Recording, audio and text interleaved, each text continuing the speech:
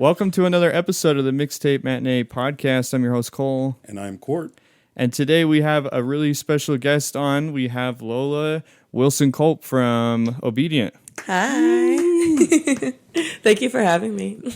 Yeah, thanks for coming on, Lola. I have to say, starting right off the bat, we're mostly just going to be talking to you about the new Obedient album, but love it. It's really good, and I'm really excited that it's out and for everyone to hear it. Thank you. Me too. And I'm really proud of it. I'm definitely really proud of it. I hope people like it. Yeah. So for people that don't know, you guys are a rock group based out of Portland. Mm-hmm. Can you kind of tell I don't even really know if I know, but what's the backstory of how the band got started and everything like that? Obedient. Well, we're a classic COVID band, where Hadley's the bassist, and we're best friends. We went to high school together, went to college together, but over COVID, we moved into our first apartment. We were just in this small town in Vermont. We had nothing to do. We just work full time and had no friends really. Everybody our age in that town had kids, and there's nothing to do. And we just decided okay, we should both try to learn an instrument and start a band. So she got a bass online and I got a guitar from the toy store in town. And we we had the name first thing. We were like, that's a great name. That's a dope name. And then we just kind of started writing songs and trying to play. I mean, I remember we would try to play literally Ramones songs, the simplest thing, and we just could not do it. It was this feels impossible. But eventually we just kind of kept finding people, meeting somebody who was learning drums or meeting somebody who was blah, blah, blah. And I pretty quickly stopped playing guitar because I wanted to run around. I really wanted to be screaming and running around and pushing people and stuff. Yeah. And I wasn't very good at guitar.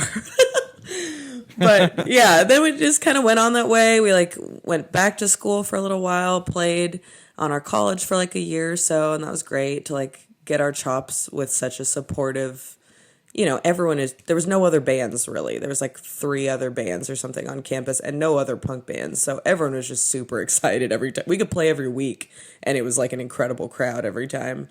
And then we moved back to Portland, which is where we're both from.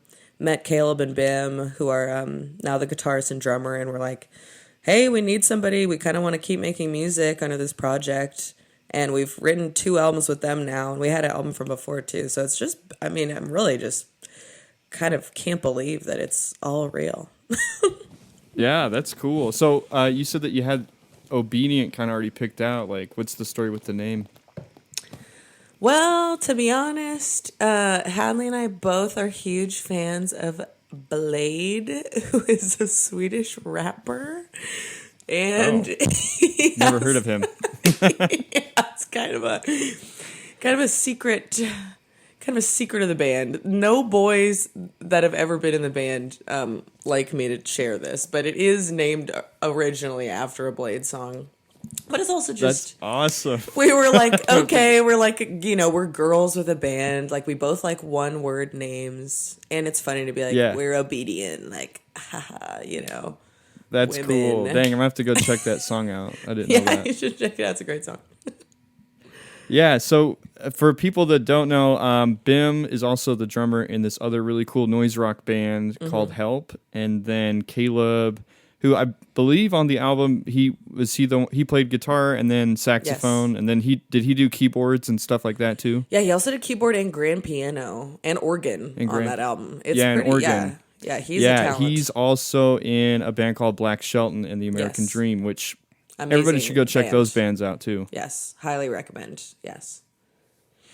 Yeah, and it was so fun how I'm trying to remember exactly how it got set up, but we met you guys because I think we met you guys through Bim because Bim saw us at that Portland show that Tabitha got set up, and then from there, then you guys asked us to play. Anyway, it was so fun how that kind of... Well, you guys all went dancing, right? Am I making that up? You guys all went dancing? No, yeah, we went to the Coffin Club, yes, the goth bar, And yeah, we just started hanging out and talking about music. And then, yeah, all of a sudden we realized that Bim was the drummer in this band called Help. And me and Tabitha were big fans of that album. And we couldn't believe that we just met somebody from the band. So that was so crazy how that all happened. I know, it's a So small that's kind world. of kind of how we got to know you guys. So anyway, we just really wanted to have you on and talk about the albums. Yeah, I So- really appreciate it. And I'm so glad that I got to meet you all too. I mean, I'd heard great things from Bim already. And Yeah. then seeing you all at Tree Fort, because I was like where we officially met is you guys, we played like at the same time around at the same venue at Tree Fort. And you were just amazing. I just loved it. I was like, oh God, I just love a really raw stage presence, you know? Like, and some bands get away with just that, and I can respect that too, but you also have good songs, good lyrics. I was like, ooh, I'm in this hook. I'm feeling it. I'm thinking about it.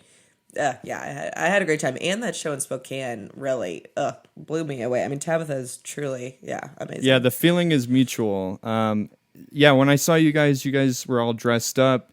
Is that kind of a normal thing that you guys do? Do you guys dress up in suits and dresses and things like that? Or No, that was our first time. I mean, we all like to dress up just personally. Like, there's definitely been shows. Our 4th of July show the year before this one, so last summer or whatever, we all were like really coordinated on accident, where we were just all in like really patriotic, but like very revealing clothing and like whatever. People kept asking if we had planned it, but we all just, we like being in costume. But that was our first show of actually like a planned, we were just like, this is our biggest show we've ever done, Tree Fort. That's definitely like, we haven't really done anything like that before. We just kind of wanted something to like get us in the make it headspace special. of, this is a special show. So we did just sort of like wedding, like loosely like, I'm your bride. I'm everyone's bride, which I also feel, I mean, you know how it is in a band. There's like every possible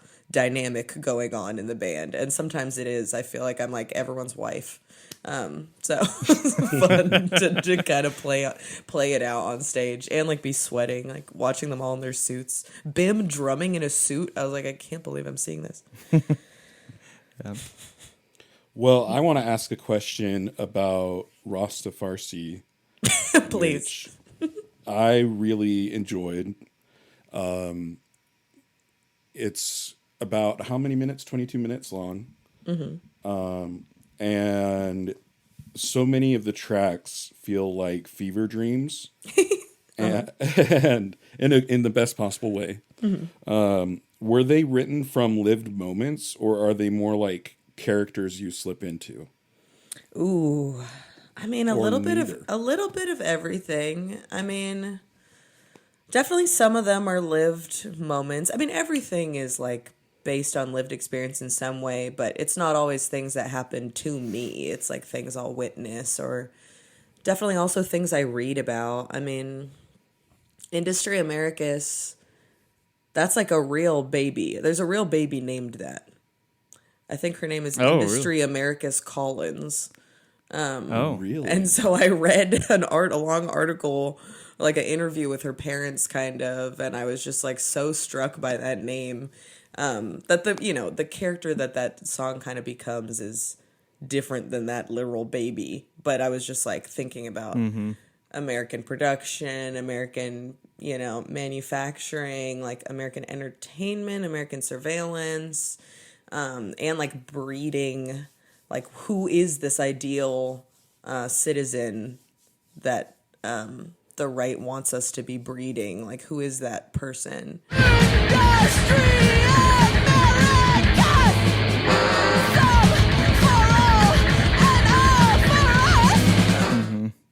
Whatever, old man, that's like from real experience. Old man spit up on himself, and he's spitting on himself. I'm like, was at the food stamps office, and there was just a guy. I mean, I live in a city. You see a lot of really sad things.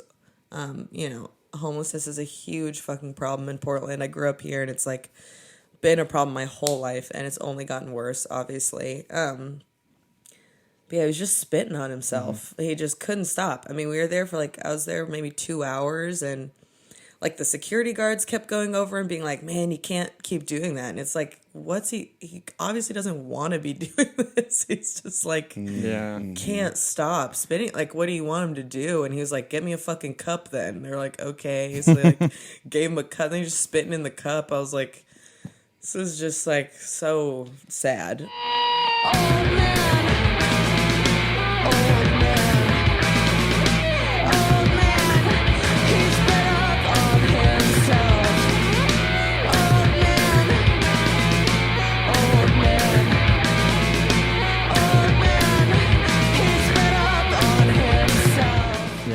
What else? Shock. That's like Shock Doctrine, that book by Naomi Klein I was really thinking about. But also we see that like what's going on in Gaza or what went on in Maui. Like just, big things happen and then people move in and take advantage. Sorry, I'm getting in too deep, but I guess a mix is my answer. You're not. Good. No. So what's the I'm curious too about this, like what's the songwriting process? I'm assuming that you write the lyrics, but yeah, how do songs normally come together with Obedient? Yeah, I write lyrics, and sometimes I'll come in with like maybe Hadley and I'll do a little mini songwriting session, just us, and we'll kind of get like the bass line or something as well, because she's usually the most steady part of the songs, like instrumentally. You know what I mean? Or sometimes I'll come in and I'll have like a loose guitar piece figured out, or like I'll usually have some structure of the song too.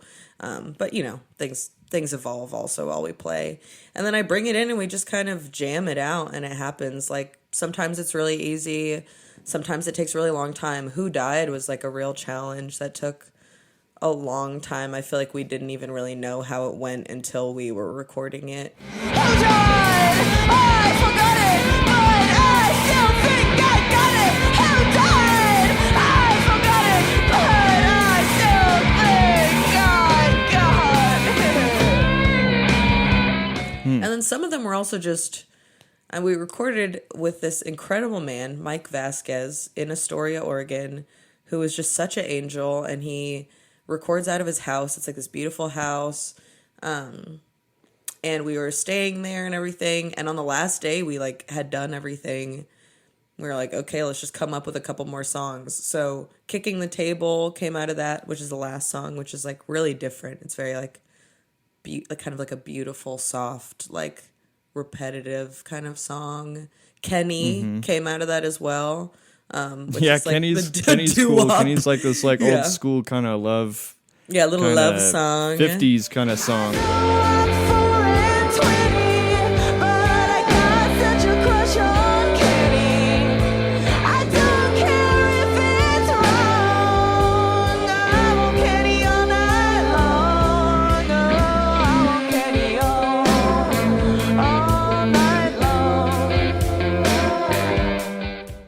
Yeah, it's got that doo-wop flavor a little bit. And then 303 Rats, which is actually the first song, also is like that, where I just kind of looked through, I just have a binder of all my lyrics throughout the years that I just kind of throw in there. And that was like some lyrics I had written in probably 2021.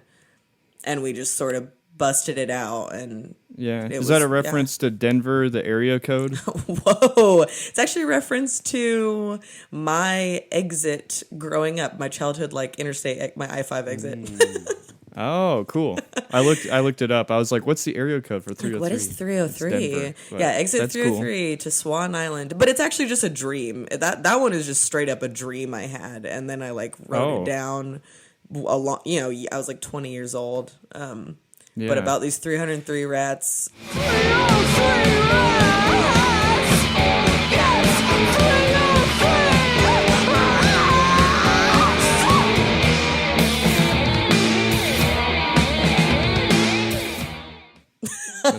That's cool. So you come in, you kind of have already like a basic structure, and then does Bim kind of just come in and say, oh, maybe I'll try this drum beat, and then you guys just work through it like that? Exactly. And then because it seems like with Caleb's part, he's kind of filling in with a lot of just kind of noisy. Yeah, he's just going crazy on stuff. top. Yes, and it turns into something crucial, but like during the songwriting process, he's just like wilding out and letting it happen. Yeah. Caleb's so fun to watch. I respect him a lot. What was the fastest song that you guys wrote? Like, which one came together super fast? On this album? Yeah. That's a wonderful question.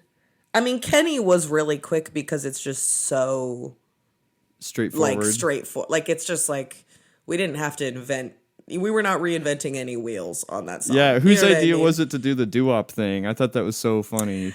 I mean, I have like for a long time, I love songs. Like, I absolutely love songs. I think they're just beautiful, and I've never been able to write one. Like, I just can never figure out how to do it without it being, just like feeling cheesy. too, corny, or like, or maybe it's like trying to be ironic. Like, I'm just like, I don't know how to do this.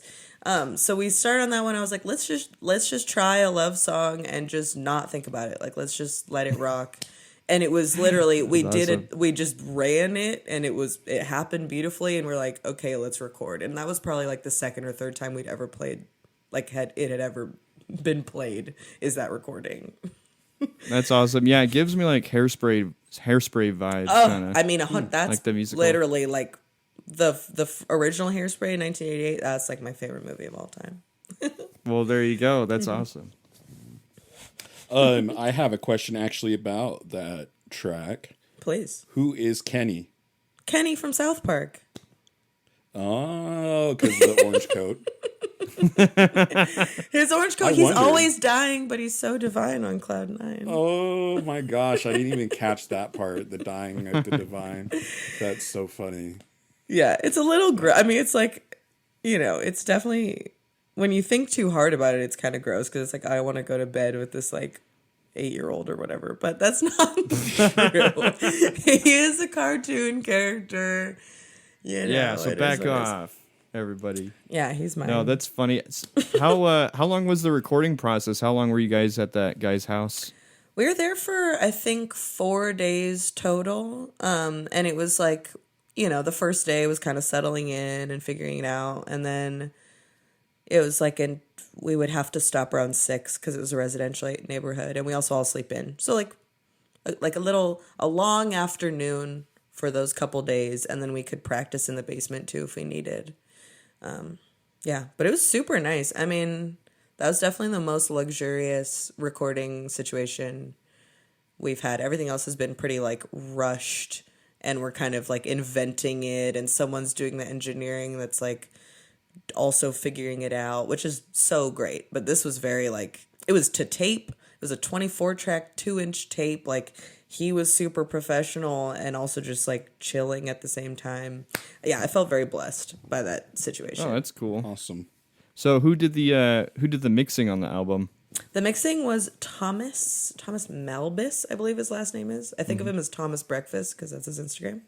But Thomas, he does he's in a band as well, Reptalians, and I believe another band. But he does sound at a couple venues in Portland and is like just always really killing it. Really sweet guy, amazing style, lovely dude. And I think it was Caleb who reached out to him, and then he was just really down and seemed pretty excited about it. And he did a great job. Yeah, he really did a great job. I think the album sounds really good.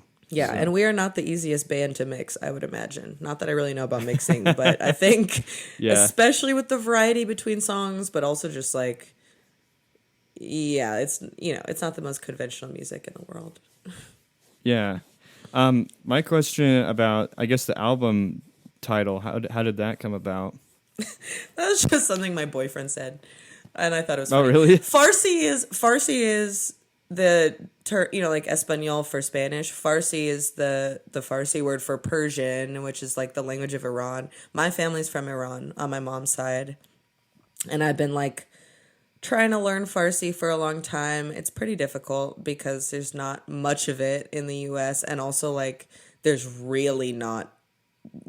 not been good relations between those countries for a long time, so there's not really like very much media that's been translated or anything. It's not like I can just watch a telenovela and it has the subtitles or something. Like, it's definitely kind of a struggle to learn, but I've been working harder at it the last few years. And then I'm not a Rastafarian, but I love smoking weed, and Yeah, it's kind of funny because it's almost like you're like taking these two worlds and saying, let's have peace. Yeah, exactly. I was like, let's have throw peace it all with together. the people in the Middle East. Exactly. Peace in the Mideast, straight up, whatever.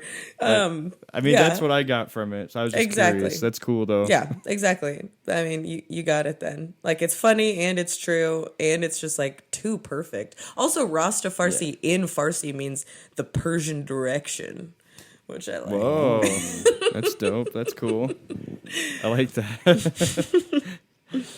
Tell me about the story of the album cover, that shoot. I mean, how many photos did you guys take before you decided on the one that's on the cover? Oh my God, how many photos did we take?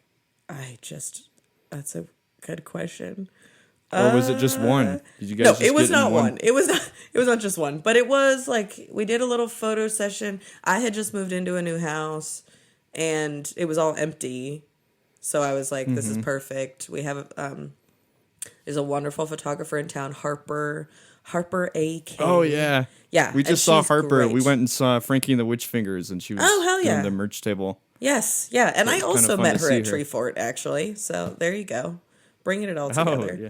Yeah, but she was lovely and she was down to shoot it. So yeah, we just kind of set up like in a room in my empty house. And again, number of photos, I don't know. I think she sent us about like 20 photos. And that just felt like the one. I mean, it just, it hit every little mark we were looking for. I just think we look really like a lovely little family. Yeah, what bottle is Caleb holding? I can't quite tell. I think it's Old English. Nice. Old English, yeah. I love that you're positioned like I don't know if I want to, but like you look like some kind of like Mother Teresa type character. Ooh, in between all these other weirdos. You look like the most normal one. Wow, that's awesome. I'm glad. That's a cool read. Yeah, we all like at the end of it realized we had each been like inventing different stories for the four of us. That's so funny. Cool. Yeah. So my question is, Industry Americus and Free Lunch feel like they are probably the most explicitly political tracks. You already touched on Industry Americus. I was curious if you could talk on Free Lunch a little bit more. Free lunch. Okay. What's the saying? There's no such thing as free lunch or whatever. Yeah. That's such bullshit. Like, there's literally so much shit on Earth. There's so many resources. There's so much labor being put in. Like, I wish I had any notes here or something, but I'm pretty sure there's just a study that came out that was like 30% of the world's labor output right now could be solving like across the board hunger and just general like quality of life for everybody on Earth, And I definitely believe that. Like with the state of technology these days, even probably in the 80s that would have been true, where like a really small amount of the work that we're all doing could be taking care of everyone, and it's not, for reasons that we understand here on this podcast, I assume. Unfortunately, profit margins, whatever, greed, whatever you want to call it, power, delight in, using people and keeping them down, because when people are desperate, you can kind of do what you want with them. Anyway, so free lunch is just, it's just like the chorus is, in a world of waste, there's so free lunch. There's so free lunch. There's free lunch all the time. There's so much food that gets wasted. Like, it's true about literal lunch, and it's just the larger truth of like, there's such a way for people to get by. Like, there is enough. That's really what it's saying. There is enough for everyone. There just is. And that's a song we had on our last album too. And we've like, honestly, that song's gone through a lot of variations in the way it sounds. Probably when we played with you guys, I think we did that one too, and it sounded totally different. But it just keeps coming back to us because it just feels like a duh, Yeah, it has. I wrote down some of the lyrics, and correct me if I get any of them wrong, but it said one thing that I liked was when it says surplus all around, and up top they tie it down, but we don't have to listen to those cops. Those clowns, but same shit. Yes. Oh, it's clowns. Oh, I thought it said cops. I mean, I'm singing pretty crazy on that. So yes, great. Yeah. Yet the thing I actually like, "Free Lunch" is one of my favorite songs on the album. One of the things that I think is so interesting about it is the drum beat. Can you talk about that? How did the drum beat come about with that? Because it's so unique. Let's eat. But you said for a fee. Yeah, you're lying. You're lying. You know what you're doing. You're lying to me. I'm trying to think what it's like. I mean, it's kind of Yeah. matching like the guitar part, but Yeah, it's and just the bass is going do. it's something you wouldn't expect. No, it's a little bit ominous. I don't know how the hell Bim does his drum parts, so I wish I could tell you. He really amazes me every time. Like, anytime I look at what he's doing, I'm just like, what the hell's happening? We just saw the band saw Devo last night at Project Paths, nice. like a festival in town, and that was And really Iggy like. Pop. And Iggy Pop. I mean, my God, I was fucking losing my mind. But I will say, Devo, some of those songs, like their Satisfaction cover, I was like, this sounds like this is reminding me of Obedient. This feels like a weird ass drum beat we would have where it's like seems simple but is so off-putting and like you have to dance but you don't even quite know how to dance to it. Yeah, That's sorry. exactly That's how not I much of an feel about answer. that drum beat. So anyway, yeah, shout out Bim for writing that cool drum beat. Oh yeah, he's amazing. He outdoes himself. Like I think he's also just trying to have fun. You know, I that's something I like about our band is we're all kind of trying to like throw each other off and like make it as confusing as possible for ourselves. I was just gonna ask if Iggy Pop performed the song that's in Superman. I'm a punk rocker. Yes, I am. Yes, he did. Yeah, he 'Cause closed with it. That's been in my head ever since I saw that movie. Oh yeah. I'm a punk rocker. Yes, I am. Yeah. Yeah, I have a question about the role of repetition in your lyrics and performance. So many lines loop or spiral, and I'm just wondering what's that doing for you, like narratively or emotionally? yeah, driving the point. I mean, that's the simplest reason is like just getting the Yeah. point home, especially because our songs are like, they could be a little jarring to listen to. And all I have is the lyrics. I'm not writing, I'm not playing an Yeah. instrument. So I'm just like, I hope they hear Yeah. it. I want them to hear what I'm saying. Especially Yeah, live. and the You know other what I one- mean? I'm like, hear what I'm saying. Like, yeah. The other one is shock. The shock. Oh, Shock?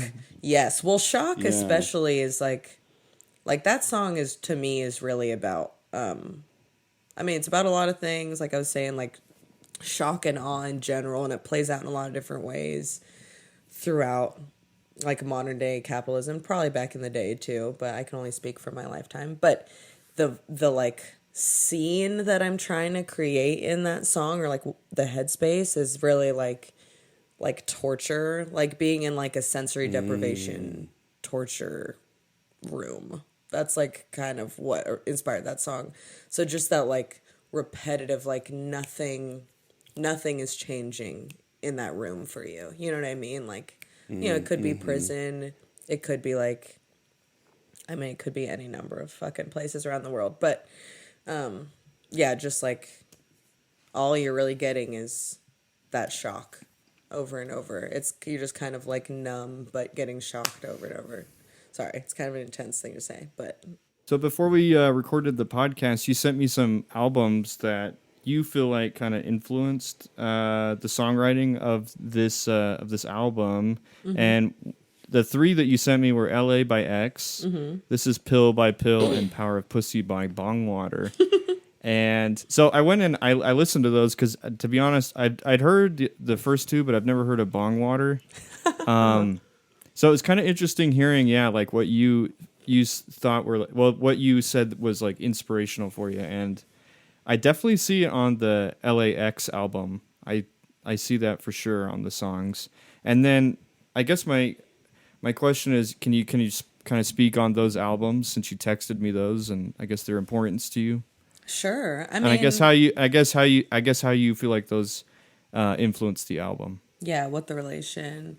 I mean, LA by X, that one's just like, in general, of course. It's like, X is my favorite band. X is Hadley's favorite band. I think they just do like punk music that is where the song itself is really important just so well. Like incredible lyrics, and it's all coming together. And they also have that quality of every member of the band is really different and like doing a different kind of music almost, but it's all coming together.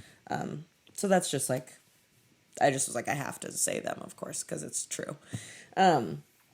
Pill. This is Pill by Pill. I mean, Pill in general, Public Image Limited, definitely has been an influence on us in the last, this most recent era, whatever, like working on this album, especially me and Bim and Hadley, of that, like, definitely repetition comes into play with that, but like this groovy, this like freaky groovy, like version of punk music, like, that no wave, like, but dancey, but like, again, it seems simple the way everything's fitting together because it's kind of sparse, but it's actually like really strange and probably kind of hard to play. So that's definitely something we were like going for, and like, Yeah, it's also interesting because that Pill album is later in their career, and it's usually, I mean, people will, people know the kind of their first couple albums, but that one is kind of later, which is interesting too. Yeah, it's like 2012. I didn't know about it until Bim played it. We went on a band trip to Las Vegas last year, and I think that was when he played it for me in the car, and it was so good. I was like, damn, what the hell? Like, they're making this music in 2012, and it's still so awesome. Yeah. And like, just, I think it's freeing to me to hear the way he sings, really, especially into older age. It's just like, yes, like you're just like, ma, like just like letting it out. And then Bong Water, that one was a personal pick. I know that everybody in the band likes that. Like, we've listened to that album together in different ways, and like Hadley and I both love that album.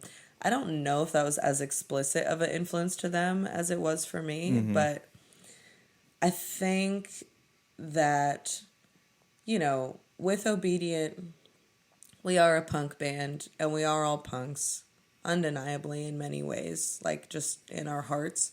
But the music, like, I don't necessarily relate to the punk genre today, like many other punk bands today. Like, I know that we all want to push to make like this music be its own music. You know what I mean? Like, it's calling back to 70s punk in a way. It's probably calling back to contemporary punk in a way because we're all young and alive today. But like, we are really also just trying to be like, honestly, like just pulling from everywhere. And Bong Water's like that for me, that album especially, where it's just like, this is fucking weird. Like, what is even going on? Like, some of these songs are really chill. Some of them are like fucking rocking. There's a lot of Dream. A lot of her lyrics are from dreams. It's very funny. Yeah. That was my inspiring. initial reaction to the album. I was just thought, oh, this is weird. It's definitely going to be something I'm going to have to go back to. I don't think I quite got it because I only listened to it once. The But Bong Water album. Yeah, I'd never even heard of them before, so I'm glad that you told me about them. Hell yeah. Because it's definitely a new thing to check out. I mean, you just barely mentioned, though, about kind of modern day punk bands. Are there any, modern punk bands that you feel like you get inspiration from, or that kind of, inspire you?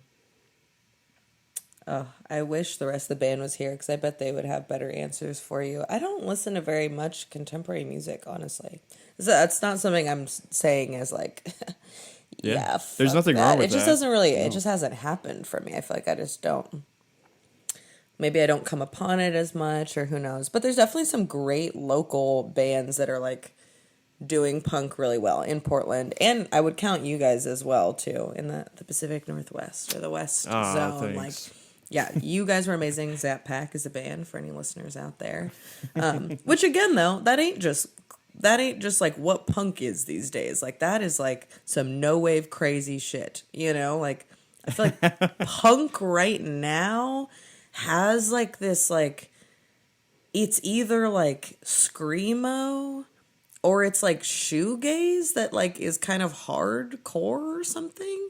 I'm not against either of those things, but neither of those is what I want to make, you know? So I feel kind of like, oh, where's just like fucking punk music? Or if I see a punk band that's doing like the 70s punk, which is like just the punk that I really love so much, it's like almost like they're cosplaying or something, and they're all dressed like the Ramones, and I'm like, what? Like, what is this today? Like, that music exists already. What are you bringing? But anyway, other good band, Conspire is a fucking amazing band in Portland that's got this like kind of post-punk thing, this like darkness to it, but it's just like fucking good punk music. It's loud, it's great. What was the name of the band? Conspire.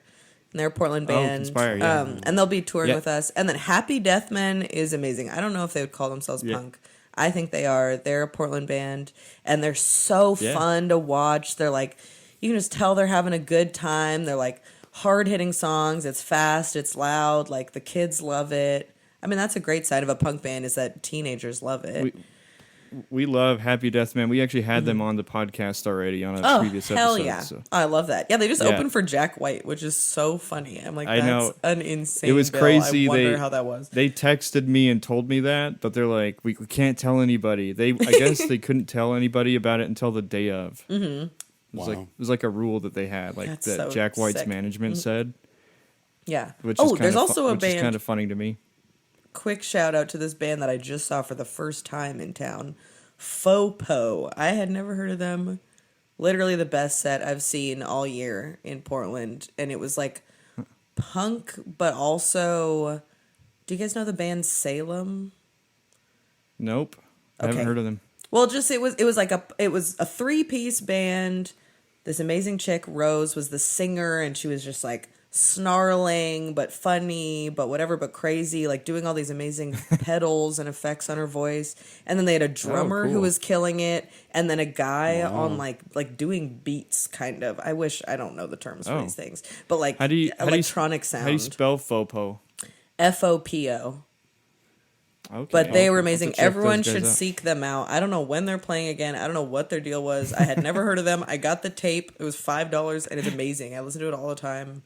They don't have anything online, but that was some great punk music. I felt like alive from that set. That's cool.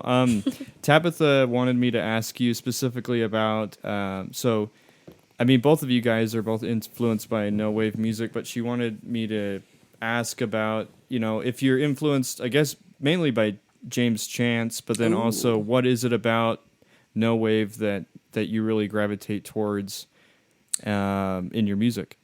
Ooh, I mean, yes, James Chance, certainly. Control yourself. And like, my parents loved The Fall. I think that has a bit of the no wave thing. Like Lydia Lunch, any of her stuff. Again, Pill in its way for sure. I love Negative Trend. And No Trend.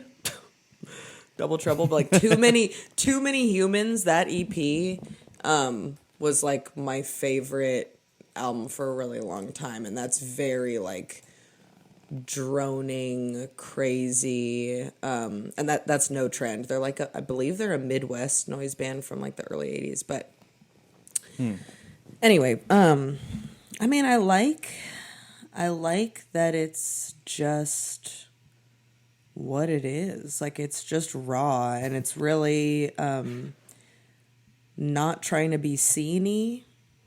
It's really not afraid of scaring away an audience, but it's not doing it in like a fuck you way. I mean, probably it is for some people, but the way I'm like, I'm not trying to be mean or scare you or make you sick, but I'm just like, this is the true music coming from me, and I'm not gonna like do work to make it more palatable.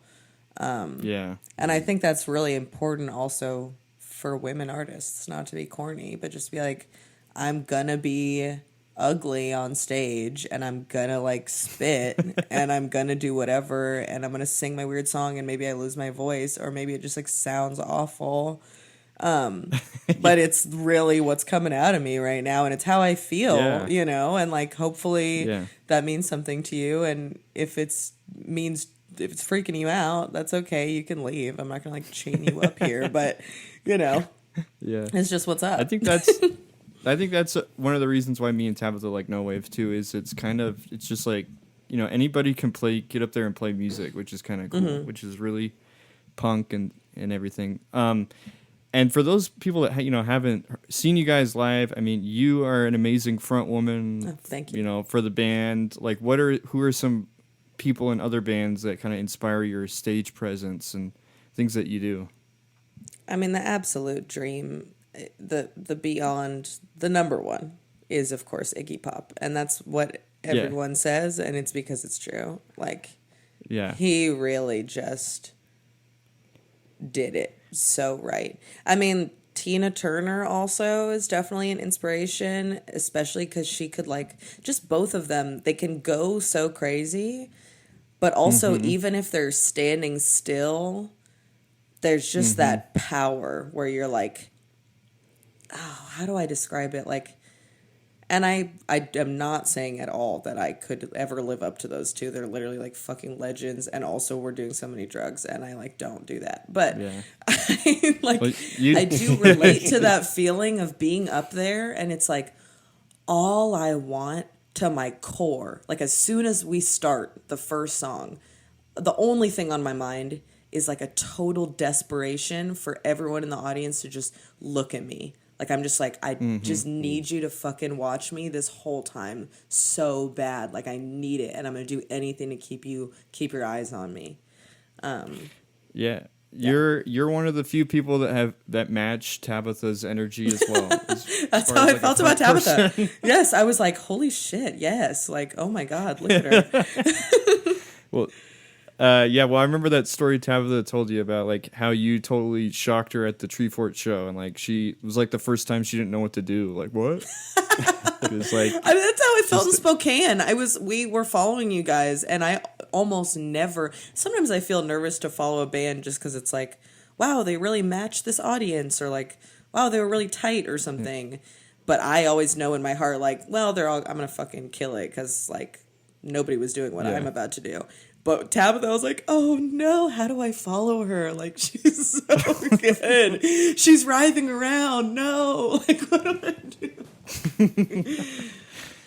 Well, both of you guys respect each other, which is cool. And, like, anyway, we love you guys so much.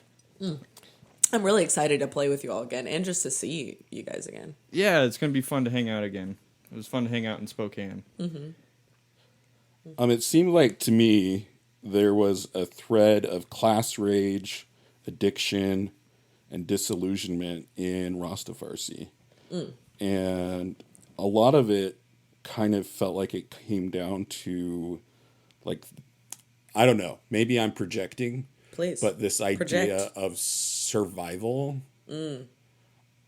I don't know if you're picking up on what I'm laying down, but I'm just curious, like, were you in a certain headspace as you were writing these songs that lent itself to those themes, or what?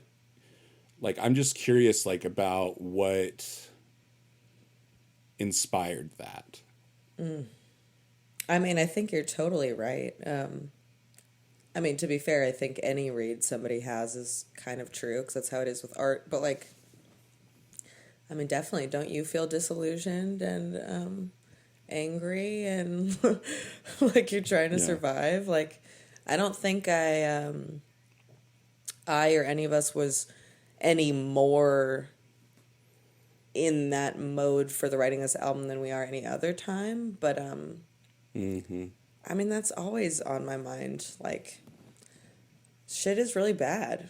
Shit is really bad, and it's been bad for a long time, and it's just getting harder for people to live, and it's only going to get harder, unfortunately. I wish that wasn't true, but I think it is. You know, and I wouldn't know how to make art that wasn't about that, you know what I mean? Like, yeah, I don't know. Sorry, that's not much of an answer, but...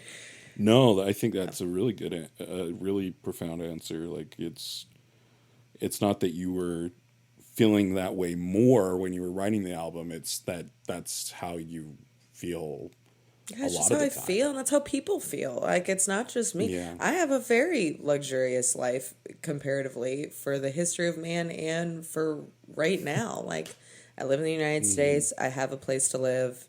I have food stamps. I have a car. Like, that's fucking amazing. I make enough money on like a creative job. I'm a tattoo artist. Like, I mean, I have a day job, but I have a very lucky and blessed life.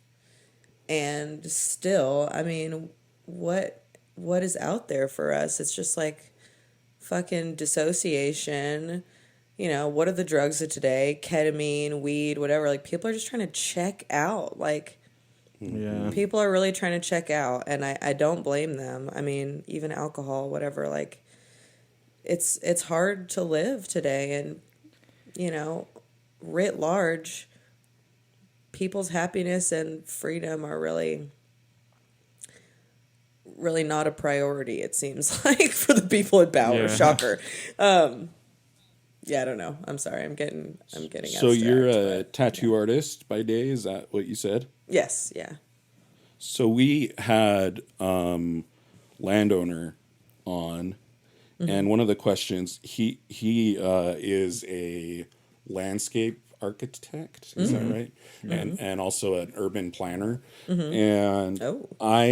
one of the questions was, how does your career influence your songwriting or your music? I'm just curious if your work as a tattoo artist influences you at all when it comes to making your music. That's a fun question. I mean, I definitely think it influences my life, and therefore, my art or my lyrics, just in that it's a really social job. Like, I'm just constantly meeting people, and like, you don't just meet somebody you're about to tattoo. Like, it's very intimate. You have this, like, Oh yeah. you meet them, and then you're immediately doing this painful, physical, vulnerable, we're right up on each other thing, and usually talking for like 2 to 3 hours straight. So that's definitely really valuable. And like, every job I've had, not every job, but most jobs I've had, and all the jobs I really enjoyed were jobs like that, where you're with the public. And I think that's so important. Like, for any person, just get out of your house and off your phone. Like, just talk to people. My day job for many years was working at a corner store, and before that, working at a gas station. And I love those jobs. And like, honestly, I would like to do that again whenever I get my next day job. Things cycle. But it's just, I mean, yeah, just talking to people is fucking crucial. Different perspectives. Yeah. I would also say too, I've seen your drawings. You do like little comics too, and through your art, you're able to tell stories through comics as well. I mean, so I think that probably translates, I would say, through like your tattoo work as well. True. Yeah, probably true. And it saves us Yeah. money as a band because I just do all the artwork and design and stuff. So that's nice. Yeah, that's cool. I was curious, how did the nicknames for the bands, how did that all come about? Because you have the nickname Lacey Carbomb, and then you got Heidi Hole, Nagorny Weaver, Patsy Decline. Well, Lacey Carbomb and Heidi Hole were from the very beginning. Like, we had the band name, and then we pretty quickly, I think probably before we even had any songs we had written, we had our names too. Because it's just fun. It's like, if I can have a chance to have an alter ego, like, please. I just love the name Lacey. Like, I like L names. It's close enough to my name too. Carbomb. I had just been reading a book by, who is it, Matt something, called Buddha's Wagon. That's like about the history of the car bomb. That was super interesting. It's like the people's weapon, whatever. And then, yeah, so when Bim and Caleb joined the band, like every iteration of the band, we've had different guitarists and different drummers throughout the years, and we always are like, pick a name. Like, you got to have a name. What's your name? That's so cool. I love that. Yeah, so I think we had Nikki Sticks was one for a drummer in the past. We had Becky Butane. There were some other ones. Fuck, I wish I could remember them all right now. But yeah, so the current is Caleb is Nagorny Weaver. And then, yeah, he used to have a different one that also had a loose, like a half N-word drop. But it was even worse. I like never even said that. I don't remember what it was, but I remembered that I would not say it on stage. And then BIM is Patsy Decline, which is just so good. I think we came up with that one, like riffing as a band. Yeah. But, Yeah, that's awesome. I actually only have one more question for you. please. What is the most healing thing about making punk music? Oh my God, the most healing thing. The most healing thing. I mean, there's obviously just the physical element of playing loud, angry music that is so important, of just like just screaming and sweating in front of a bunch of people, you know. It reminds me of, you know, a lot of different cultures throughout the world have the practice at like a funeral where everyone, especially women, are just like screaming and crying. Or just like that's kind of a common way that funerals can exist throughout the world. And I feel like that sometimes, of like, I'm just letting out everything right now. Like, I just need to fucking get it out. And I don't want to do it by punching my pillow alone. I want to do it with you all, you know. And also the community aspect, of course. Like, you meet people. And to me, really, a healing thing is like playing shows, all ages shows, especially in kind of smaller towns, and seeing high schoolers or like kids be into it and feel it. Like, that's so beautiful to me. You know, I don't have kids. I don't really want to have kids. I'm not really around kids. I'm not really around teenagers either, because that would be weird. I'm like 24 years old. But just to be like, thank God, life goes on. The kids are all right, whatever they say. Like, this is just, you know, it's not just like the grind all the time. It's also like hope and a future. You know, I don't know. Those are probably kind of boring answers, but it's true. No, it's beautiful. I love the idea of being like I don't know if this is the term, but like a funeral wailer, like wailing. Oh, yeah. Yeah. It really is. That's kind of like, how I feel. There are definitely some songs we play where I will like kind of start like crying a little bit, because it's just like, I'm just letting out so much, you know? Yeah, very cathartic, purging kind of. And it's good for me, Yeah. and I think it's good for people to see. Anytime I've seen a set that's anything like that, or just seen anyone have that kind of like emotional output, like, it affects you to be around that and to see it and to like be in a room with it. So I'm like, I hope this can be healing for everyone a little bit, or at least just like, some kind of catharsis, so that we can, you know, wash off after and get to work, you know? And I think it's so interesting how, I know I said I only had one more question, but this is all connected to what we're talking about. Yeah. I think it's so interesting how you talked about how you think it's important to not be palatable, especially as a woman, and how grief is so often not palatable. And I'm just thinking about that in terms of a funeral wailer, and like catharsis and the rawness that you bring to that. And I haven't seen you perform, and I'm like kicking myself because I want to see that. I want to see that. That's badass. That's really cool. Thank you. I mean, you know, not every show can I muster it up. I do what I can. Definitely on tour, sometimes there's a show No where pressure, I'm like, all no right, pressure. I'm just like angry and bored. Right. Like, that's the vibe. That's the catharsis, From is that I'm just like, experience, Lola does bring it. Lola brings it. thank you. Oh, yeah. Yeah.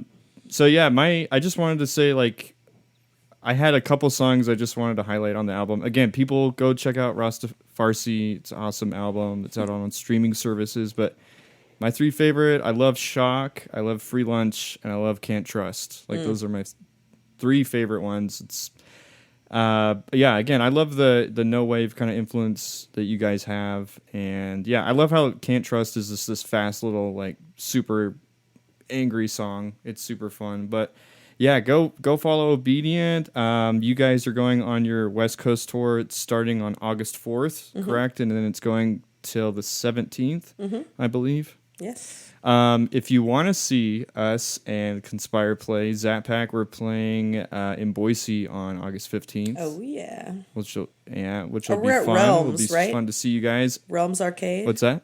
We're at Realms Arcade for that? Yeah, yep, at Realms Arcade, so Hell go yeah. check that out. And then also, when you guys go to Salt Lake, you guys are playing with our friends Infinite Coachella, Yes. Yeah, I'm really excited about that. which there are homies, Eli and Tate, who we've both had on the podcast as well. Mm-hmm. They're just amazing musicians. You guys are going to love Infinite Coachella. And you guys are also going on tour with, I think you already mentioned it, but you're going on tour with the band Conspire. Mm-hmm. Yes. So everybody go check those guys out as well. Mm-hmm. I want to shout out my 2 top tracks Please. on the album. Apparently, they were recorded in the same environment. Kicking the Table and Kenny. Oh, Am I right about that? They were recorded in the same place? Yeah, they were just like Yeah. one after another, kind of. Yeah, I really like both of those. So check out this album, guys. Yeah. And then you can also follow Lola's. You have a tattoo page. It's called Lovemaker 01. Is that right? Love marker. I like that though. Love maker. Love marker. Dang Hell it. yeah. I read it wrong. No, I love it. Thank you. Yeah. Yeah. Go follow Lola's tattoo. And if you're in Portland, you want to get a tattoo, hit Lola up. Oh yeah, thank you. And then you can have thank you some both for having some me deep so conversations. much. Oh my god, it's the best part. Yeah. Is there anything else that you would like to shout out or plug while you're here with us? I mean, no. I just live your life, love the people you love. Price of community is annoyance. Like be there for people even if they fucking bug you. If they're in your neighborhood, like that's somebody you need to know. If things go down, you got to know the people around you. Try to get involved, I could do it more myself. I'm trying. And yeah, really just thank you both for having me a lot. Like it means a lot and it's very sweet.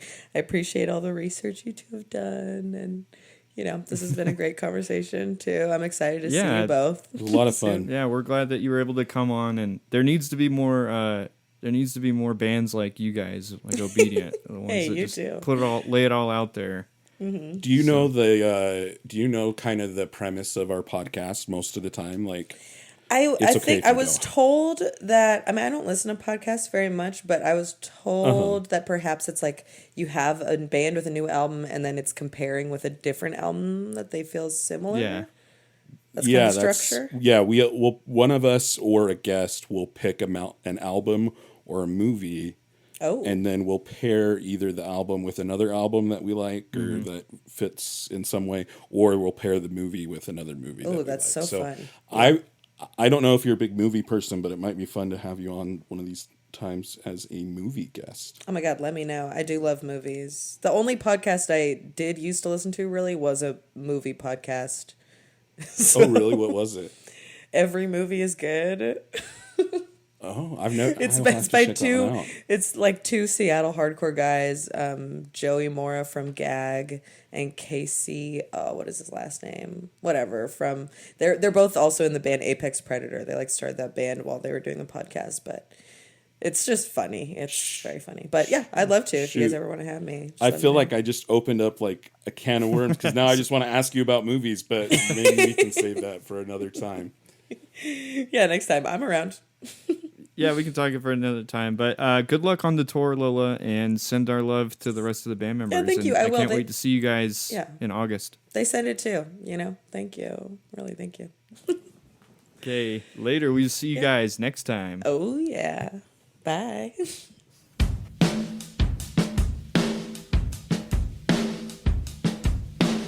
Shock. Shock. Shock. Shock. Shock. Paralyzed. Shock. Paralyzed. Shock. Paralyzed. Shock.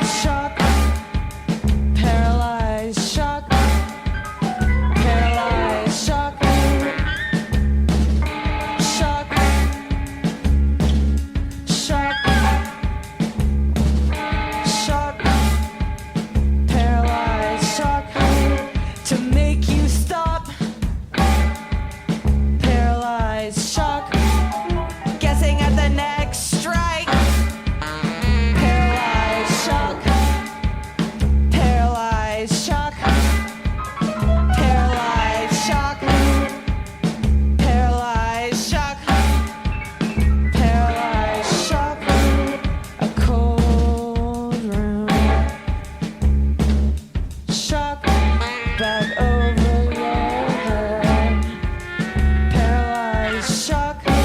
No time.